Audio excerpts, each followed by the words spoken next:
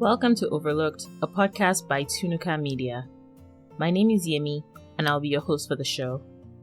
In this podcast, I introduce you to potentially overlooked news stories from around the world. This will include the good, the bad, and sometimes the absolutely hilarious. To keep you informed, I pick up stories that may have been missed by your home news network. The Overlooked podcast is produced every week and covers news articles from the previous week. Come back often, share with your friends, and feel free to add the podcast on your favorite podcast listening app. My goal is to make sure you have a pleasant and engaging listening experience every single time you tune in. So drop me a note on Twitter or Facebook. Just search for TunukaMedia. That is TunukaMedia. Episodes are also hosted on YouTube on the TunukaMedia YouTube channel. Again, that is TunukaMedia. Links to the stories will also be posted in the show notes. Finally, if you come across stories or articles that you think should be featured here, please share them and let us all keep informed. Now, let's get to this week's episode.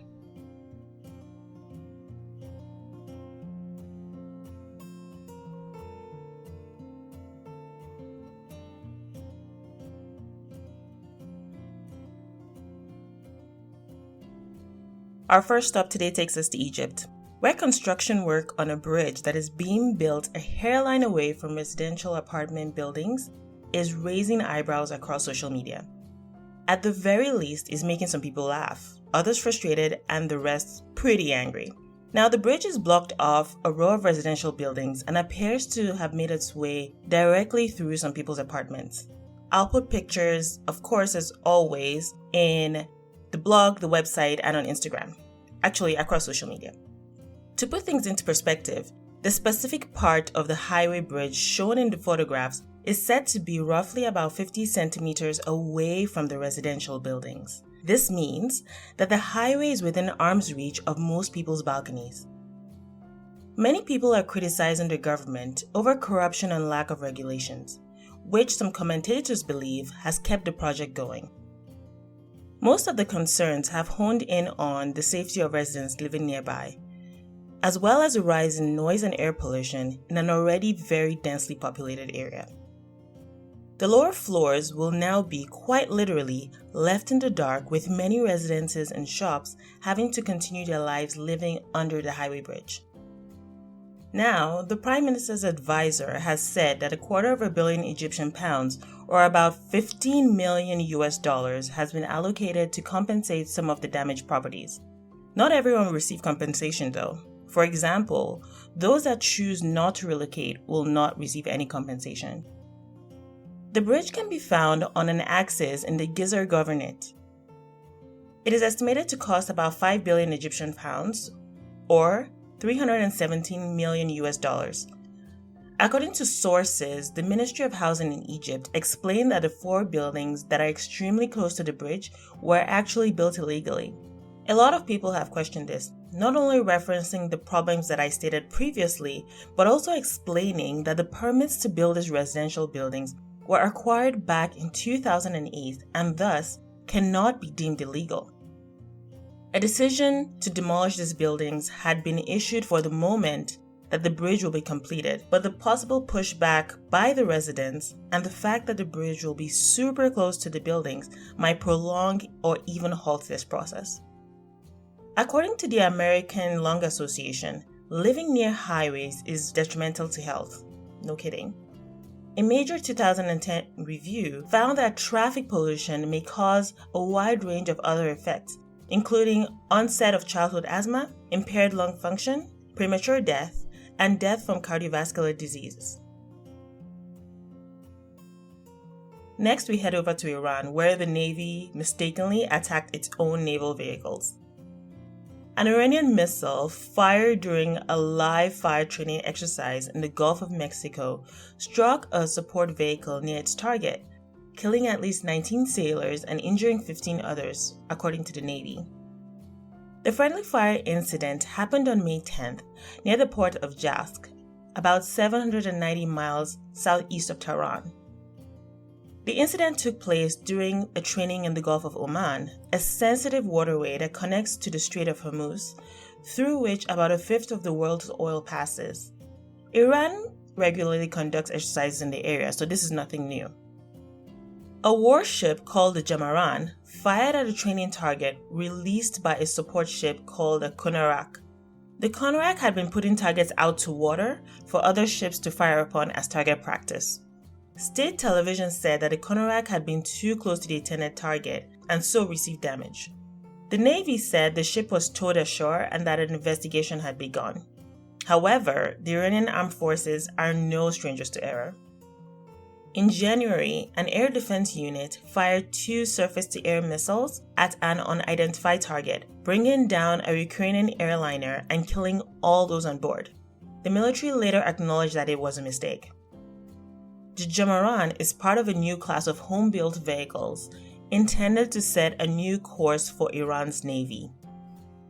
State broadcaster, the Islamic Republic of Iran Broadcasting, or IRIB, posted a footage of the aftermath of the incident on Twitter. It showed significant damage to several structures on the deck of the Konarak and black smoke rising from them. The Iranian media rarely reports on mishaps during their training exercises, so the fact that they reported on this is considered by some analysts to be an indication of how severe the incident is. Next, the 84-year-old Rwandan genocide suspect, Felicien Kabuga, was arrested on Saturday, May 16th, near Paris after 26 years on the run. He is Rwanda's most wanted man and had a $5 million bounty on his head. A Hutu businessman, Kabuga was accused of funding militias that massacred 800,000 ethnic Tutsis and moderate Hutus over 100 days in 1994. French authorities say that he was living under a false identity in a flat near the capital. Kabuga was indicted in 1997 on several criminal counts in relation to the Rwandan genocide, and he was further indicted on genocide charges by the International Criminal Tribunal for Rwanda. Rwandan prosecutors have said financial documents found in the capital of Kigali after the genocide indicated that Kabuga used his companies to import vast amounts of machetes that were used to slaughter people. The wealthy businessman is also accused of establishing the radio station Mille Collines that broadcast vicious propaganda against the ethnic Tutsi, as well as training and equipping the Interahamwe militia that led the killing spree. Kabuga was close to former President Juvenal Habyarimana, whose death when his plane was shut down over Kigali sparked the genocide. Sergei Bramets, chief prosecutor for the Mechanism for International Criminal Tribunals, said that the arrest is a reminder that those responsible for genocide can be brought down and brought to account even 26 years after their crimes have been committed. The arrest paves way for bringing the fugitive in front of the Paris Appeal Court and later to the International Court in The Hague. Rwanda's 2 main ethnic groups are the Hutus and the Tutsis, who have historically had an antagonistic relationship and fought in a war in the early 90s. If I have anyone listening from Rwanda, I would love to hear your perspective on how the relationship between the Hutus and the Tutsis has evolved since the 90s, when the civil war broke out. Your insight would be more than valuable and would help both myself and everyone else listening gain perspective. The oldest time capsule ever discovered in Europe, and arguably the oldest in the world, has been discovered in Lower Silesia, Poland. Several workers carrying out repair work on a former evangelist church in the small town of Zibice discovered a sealed copper canister, along with books and papers dating back to the 18th century. Excited officials and local historians gathered in the town's council offices to open the time-grizzled capsule. What they discovered exceeded their expectations. Dates on the papers that emerged from the mottled canister confirmed that the time capsule was placed in the upper reaches of the church when it was first built in 1797. This makes the time capsule the oldest ever found in Europe and dates it close to the oldest in the world from 1795 that was discovered in Boston, US. Perhaps more surprising was that the creamy white papers were in pristine condition, virtually untouched by the ravages of time. The find included documents relating to the construction of the church, such as the names of the people involved. One of the papers was a charming personal note from two women who donated money for the building of the church.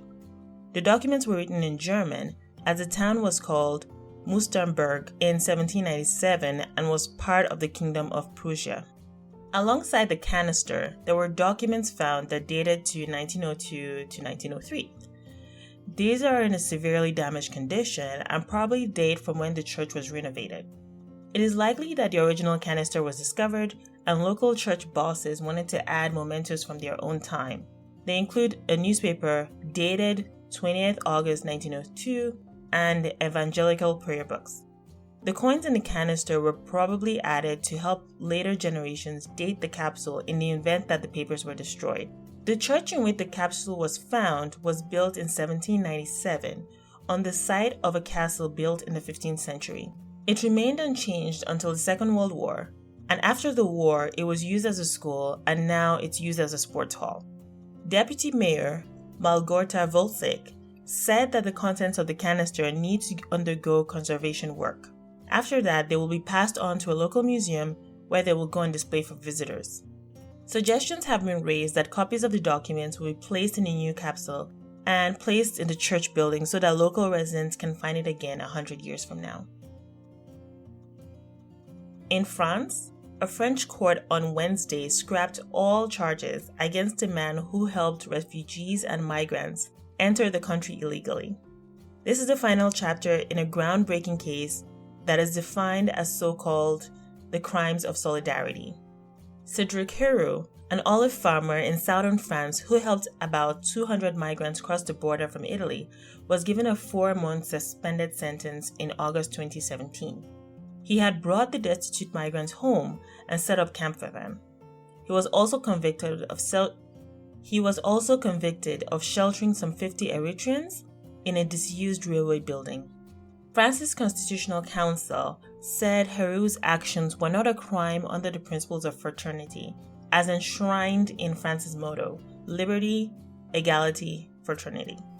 The Constitutional Council, whose job it is to evaluate the validity of French laws, ruled that people cannot be prosecuted for crimes of solidarity. Rights body Amnesty International said the ruling by the Appeal Court of Lyon will have implications throughout Europe for the criminalization of acts of solidarity, saying that whilst it's a relief that Cedric Heroux's ordeal is now over, he should never have been charged in the first place. That was our last story. Before I go, I wanted to let you guys know that the LEGO Ninjago movie video game is free on Steam until May 22nd. Anyway, that brings us to the end of this week's episode. Thank you so much for listening, and stay tuned for the outro.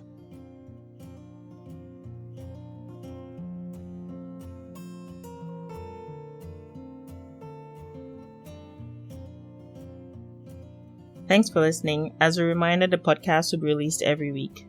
Also, don't forget to follow TunukaMedia on Instagram, YouTube, Facebook, and Twitter. Connect to say hi, or even share your stories that are happening in your local area or region. Nothing is too big or small. Thanks again.